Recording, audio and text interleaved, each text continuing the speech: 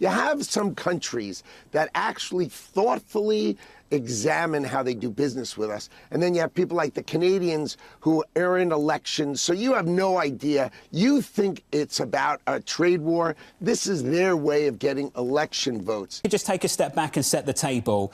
What are the stakes for today's meeting between you and Canadian officials?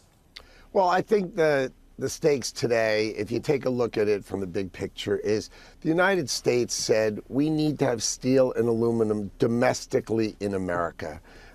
In national security, you need metals to make bullets, you need metals to make munitions, you need metals to make everything. And Donald Trump is very focused on, let's make sure the key ingredients that are necessary to defend America are made here in America. And these other countries, they just don't pay attention. I mean, how many times do I have to say national security is important? And if you do like the EU and you respond by putting a tariff on Kentucky bourbon, which used to piss off Mitch McConnell, which doesn't really matter anymore, you got to wonder, really, do I have to deal with this stuff? But alas, we do. First of all, I think the president's been very clear. He wants to impose tariffs on foreign importers because he wants to bring investment and jobs back to the United States of America. So what I'd say to those business leaders is I think the president has actually been quite clear about what he wants to accomplish: build more in the United States of America, invest more in the United States of America, raise wages for workers in the United States of America, and you don't have to pay these tariffs at all. There is, as the president has said, a recognition that we have to accept, which is that, look, Joe Biden left this economy in a disaster. He ran the highest peacetime deficits we've ever had in this country.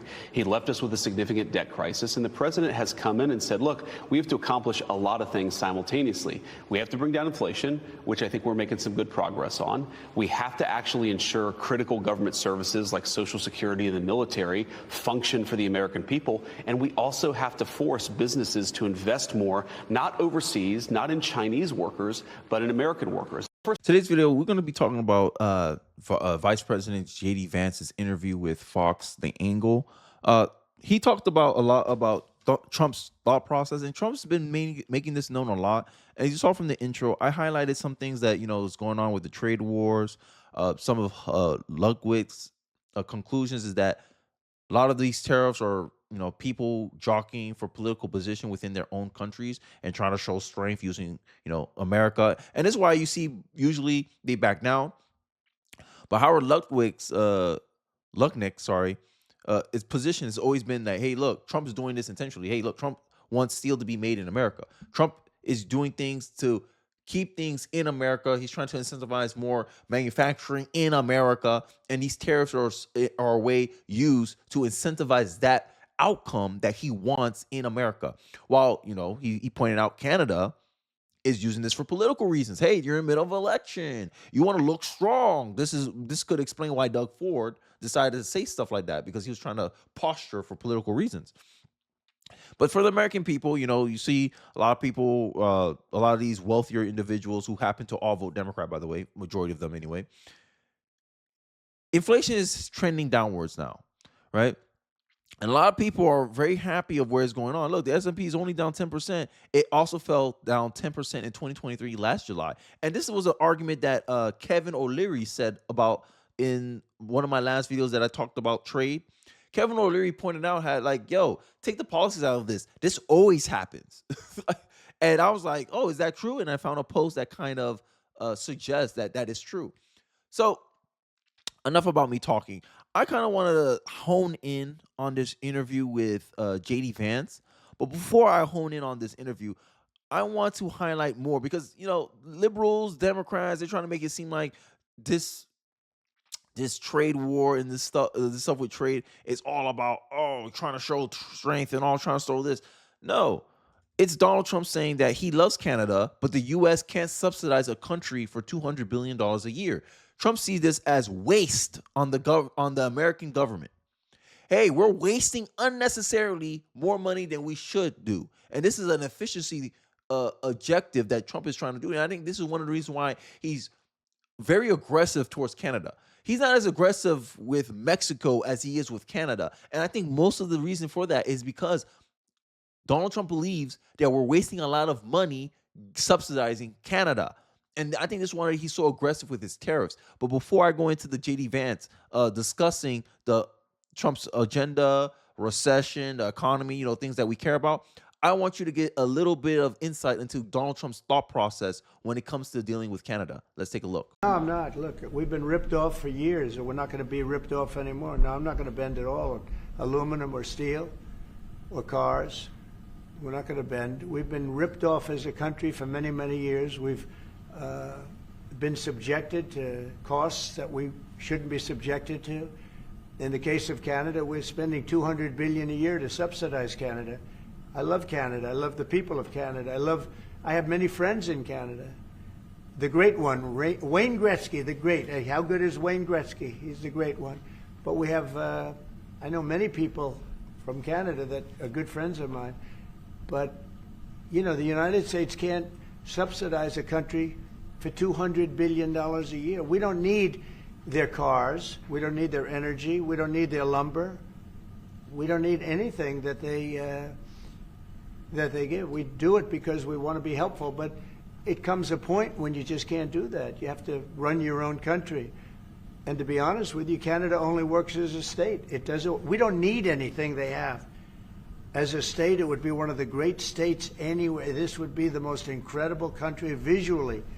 If you look at a map, they drew an artificial line right through it between Canada and the U.S., just a straight artificial line. Somebody did it a long time ago, many, many decades ago, and makes no sense. It's so perfect as a great and cherished state. Keeping "O Canada," the national anthem. I love it. I think it's great. Keep it. But it'll be for the state, one of our greatest states. Maybe our greatest state. But why should we subsidize another country for $200 billion? It costs us $200 billion a year. And again, we don't need their lumber. We don't need their energy. We have more than they do. We don't need anything. We don't need their cars. I'd much rather make the cars here. And there's not a thing that we need. Now, there'll be a little disruption, but it won't be very long. But they need us. We really don't need them. And we have to do this. I'm sorry. We have to do this. Yes. So this gets us back to the interview with JD Vance. As you saw from the segment that I showed you of Donald Trump pretty much laying out his entire thoughts, saying, hey, look, the way Canada operates, you need to be you need to be able to manage your own budget without relying on a $200 billion subsidy from the United States of America. And essentially, Trump is trying to say is that some of the pushback he's getting, and this is why the 51st state thing came up with Trudeau in the first place. Trump's been what Trump is telling us right now, he probably told Trudeau in Mar-a-Lago when he won the presidency in 2024, hey, look, this is how much we're paying you. I think that's a waste on us. We shouldn't be paying all this. We shouldn't be paying that much. And Justin Trudeau probably came in like that. Oh, but you need to do. He's like, what I need you for? I said, I want stuff made in America. I think if foreigners who's watching this video understands the thought process of Donald Trump, my wife can cook. Why am I paying someone else to cook for my food for my family when my wife can cook? What's cheaper for us? If I want it made in my house, okay, we're going to cook in our house. It's always cheaper to cook in your house. Trump is literally saying the same thing. It's easier to create steel in our country. It's easier to create lumber in our country. And this is this will bring what? Manufacturing jobs. And this is why manufacturing jobs grew by 10,000 jobs, according to a job report for February, if I remember correctly. Trump is trying to bring back manufacturing. So if continuing relying on Canada to provide us energy, lumber, steel, is it smart? Does that conflict with Trump's agenda? Yes, it does. And America voted for this man. We voted for him to do what he said he will do. I want to bring manufacturing job back. I want America, rural America specifically, to have avenues, to have industry, so people stay in these towns. Because rural America barely have any industry, which is most of the industry in rural America is manufacturing. And Trump is trying to revitalize that. National security wise, it's in America's interest to bring these industries more back in home. But I digress. I digress. I'm done with my rant. Here's JD Vance speaking about how Trump's approach is trying to make America's economies stronger. Let's take a look.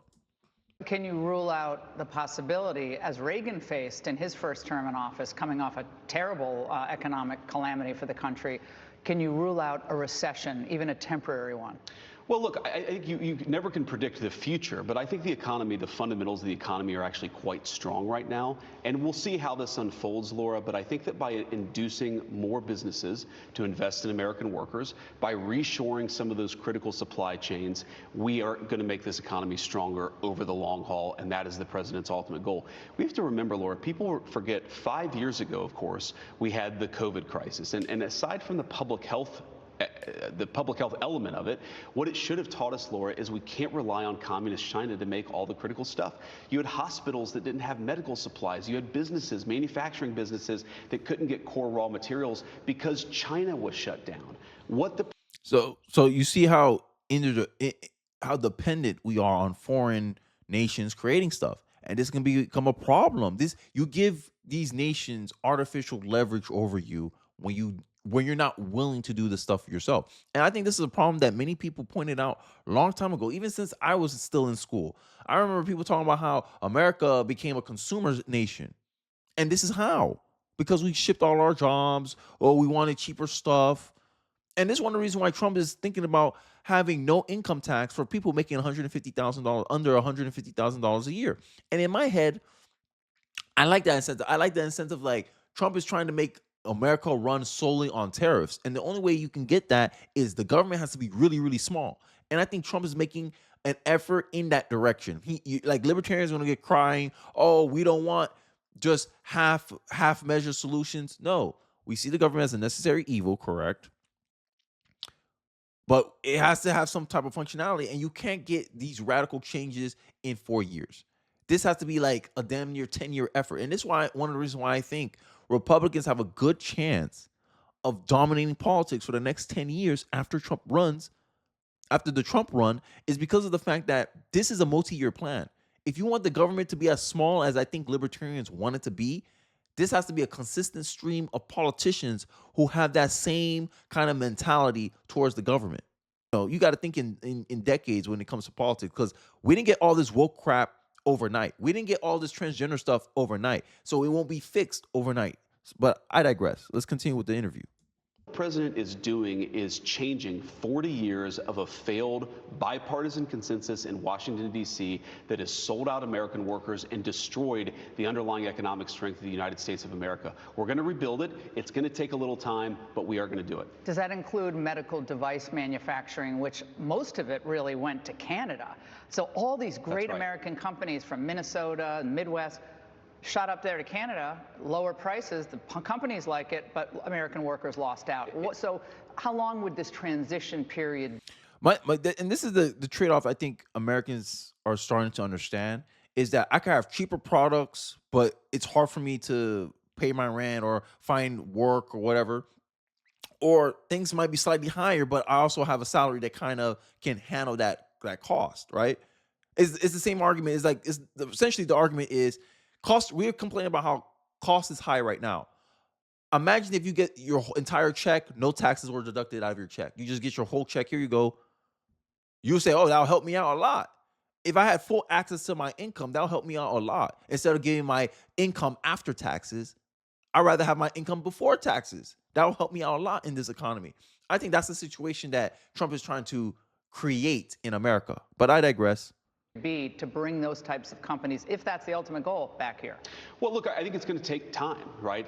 Some of the stuff, you're already seeing factories that are adding shifts for American workers. That happens immediately. Some factories, it takes 18 months or 2 years to build a new facility. So it really depends industry by industry. But the basic thrust of President Trump's economic policies is if you invest in the United States of America, you're going to be rewarded with lower taxes, lower regulations, lower energy costs. If you want to build a factory in China, that's your right, but you're going to pay when you try to bring that stuff back to the United States. Or Italy. Yeah, and the president made this point actually in the visit with the Prime Minister of Ireland yesterday, that the European Union has in some ways been the worst on American workers and American industries of anybody. They're imposing ridiculous tariffs. They say that they're our most important ally. And of course, we care about European security, Laura, but they don't treat us like an ally when it comes to economics. They actually hammer American consumers and American workers in the process. And I can kind of explain this from my perspective. It seems like to me because they know, hey, like you're. This is why I joke around. They need you to fund all that crap, right? The 32-hour work weeks, the free health care, the paid maternity leave in the EU, all that is subsidized by the United States of America. This is why European Union gets so angry when US say, hey, reciprocal taxes, hey, reciprocal tariffs, hey, we should freeze foreign aid, because their whole system is damn near reliant on the productivity of the American worker. You want to talk about robber barons. This is why I say people in the government are the true robber barons. Imagine that. It's like there's levels to this finesse that you're seeing right now. And that's why the EU feels so entitled to Americans. Oh, your citizens don't want to go out and die for Ukraine, but you want Americans to go out and die for Ukraine. And this is how people like, this is why I get so angry sometimes when I hear these Europeans talk ish about Americans. And I'm sitting there looking at them like, your whole society, damn near your whole system, is not as productive as the United States of America. You want to complain about our toxic work culture, but if it wasn't for our toxic work culture, we wouldn't produce the tax revenue needed to fund your ish. That's why I'm saying socialism is slavery. Socialism is not self-sustaining. It has to take advantage of someone whose labor is being used to fuel the system. And EU, through these tariffs that they impose on the US, in some ways has done that to the United States of America. We have become the slave. We work, they eat. You work 48 hours on average. I think, I forget the average work week for an American, but I know it's higher than anyone in the EU. We work 40 plus hours, so Europeans can work 30 plus hours. Because at the end of the day, the resources have to come from somewhere. The resources don't just pop into thin air. The resources have to come from somewhere. We create the medicines, we create all the patents for all these medicines, and Europeans get it for cheap. Why? Our politicians screwing us over. And this is one of the reasons why the American First Movement has become so prominent and has become so popular, especially with young people like myself. I'm under 30 years old. I turn 29 next month in April. This is one of the reasons why I am in support of what Trump's doing with the tariffs, because I want an incentive structure where 10 years down the line, I'm a benefit from it. My kids will benefit from it. My countrymen will benefit from it. Not foreigners out here taking advantage of us. And this is a sentiment that I've been trying to express to all my watchers from outside the US, from the UK. I got a lot of you guys from the UK, Australia, Canada watching my videos. What I try to highlight to them is Americans, citizens, American voters feel, right, taken advantage of. Oh, let's do 32-hour work weeks. That will never happen in the United States of America because they need us to work like this to provide for the European unions, the UKs of the world. Tax revenue is going to go down if we only work 30-hour work weeks. We're going to have a stagnant economy. And if America have a stagnant economy, that's trouble for the rest of the world. So that's never going to happen. I'm telling you that right now, leftists. It's a big facade. I tell leftists all the time, hey, you claim you hate the rich, but how come the rich, 77% of the so-called rich, support the Democratic Party? Can't answer me that. The higher your income is, the more likely you're a Democrat. Tell me that, leftists. But you're saying you're against the rich, but you're more in line with the rich than the Republican Party is. But you're mad at the rich people that vote Republican. The president, the thing that underlies all this, Laura, is of course a defense of the American worker, but a recognition that we're not going to take unfairness anymore. If Europeans do something to us, we're actually going to fight back economically. For the first time in 40 years, we have a president who's standing up for America's people. Your hometown, Ohio, destroyed. Akron, all these wonderful American cities, totally just kicked to the dirt. And this is what I've been trying to tell foreigners too, like people who are outside the US. This is a perspective I hopefully I'm able to properly articulate, is that to help you, we hurt our own countrymen. Like make it make sense. Make it make sense. I'm hurting my fellow countrymen by wanting cheap stuff from outside the country. America first. It's not a slogan. It's not a catchphrase that we're saying half-assedly. No, we actually mean this ish. Trump won the popular vote in the United States of America. The party that you think is better than us, Kamala would have been so much more effective. She don't represent our interests. This is why the Democrat, that's why when the whole Ukraine stuff was going on, I was like, you have the most unpopular party in the United States siding with Ukraine. Not a good look for Zelensky. Not a good look. Oh, look, Americans are even standing against what Trump is doing. Yeah, the liberals. Because the liberals go against our interest. It's to a certain point now in political discussions that it's almost like liberal and American are two distinct groups. Liberals are seen like the enemy within type of stuff, like Lincoln type stuff. Lincoln was like, you don't worry about the enemy outside, you worry about the enemy in the rear. That's the liberal right now to the American populace right now. I'm being serious. This is my personal sentiment. Let me hear yours in the comment section. For decades, exactly and all those right. people were told, learn to code, do other things, and now it's going to be a difficult period. How long do you think that transition period will be? Well, again, Laura, I think it really depends on what kind of industry, what kind of factory that we're talking about. I mean, you're already seeing instantly some factories, especially in the automobile sector, who are announcing they were going to move to Mexico under Joe Biden. Now they're actually building capacity here in the United States. Some factories that are idle part of the time, they're turning on additional shifts.